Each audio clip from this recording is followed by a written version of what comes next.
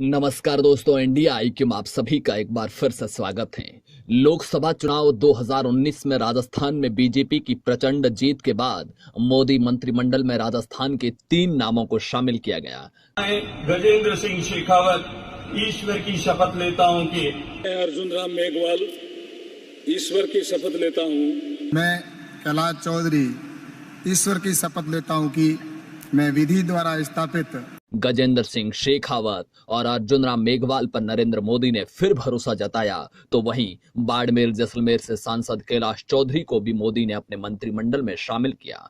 तो वहीं जयपुर ग्रामीण से सांसद राज्यवर्धन सिंह राठौड़ का पत्ता कट गया।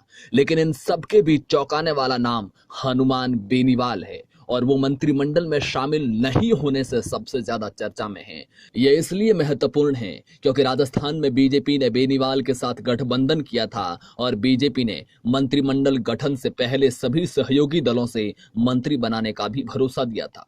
दरअसल राजस्थान में बीजेपी ने जातीय समीकरणों को ध्यान में रखा है।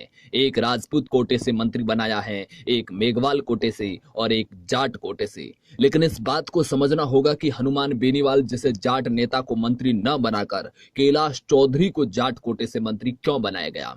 इस बात को समझने के लिए राजस्थान की राजनीति को समझना जरूरी है। अगर आज से 5 साल पहले की बात करें तो किसी भी पार्टी के पास जातीय नेता नहीं थे। कोई ऐसा राजपूत नेता नहीं था जिसके नाम पर पूरे राजस्थान के राजपूत नेता वोट देते हैं, या फिर मेघवाल या जाट नेता की बात हो। इस मामले में बीजेपी ने शानदार रणनीति के साथ काम किया। गजेंद्र सिंह शेखावत को 5 साल में राजपूत नेता के तौर पर प्रमोट करने में कामयाब रही, तो वहीं अर्जुन राम मेघवाल को मेघवाल नेता बनाने की कोशिश हो रही है, जिसका पूरे राजस्थान के मेघवालों पर प्रभाव हो। लेकिन मोदी सरकार में मंत्री बनने के बावजूद नागौर से पूर्व सांसद CR चौधरी जाट नेता के तौर पर अपने आप को साबित करने में कामयाब नहीं रहे। बस इसी वजह से बीजेपी ने नए जाट नेता की तलाश की। बेनीवाल के साथ गठबंधन कर जाट वोटरों को साधा, लेकिन लंबे समय तक बेनीवाल के दबाव में रहना बीजेपी नहीं चाहती थी। इसीलिए बीजेपी ये चाहती थी कि अगर बेनीवाल मंत्री बनना चाहते हैं तो वो बीजेपी में शामिल हो, ताकि उन्हें अपनी पार्टी की तरफ से जाट नेता के तौर पर प्रमोट कर सके।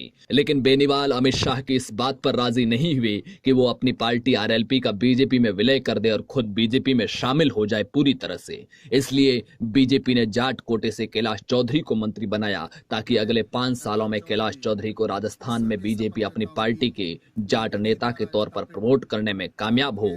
अगर ऐसा होता है तो बीजेपी के पास राजपूत हो या जाट हो या मेघवाल, तीनों बड़ी जातियों को साधने के लिए बड़े नेता होंगे। अगर हनुमान बेनीवाल बीजेपी में शामिल होने पर राजी होते तो उन्हें मंत्री बनने की पूरी संभावनाएं थी।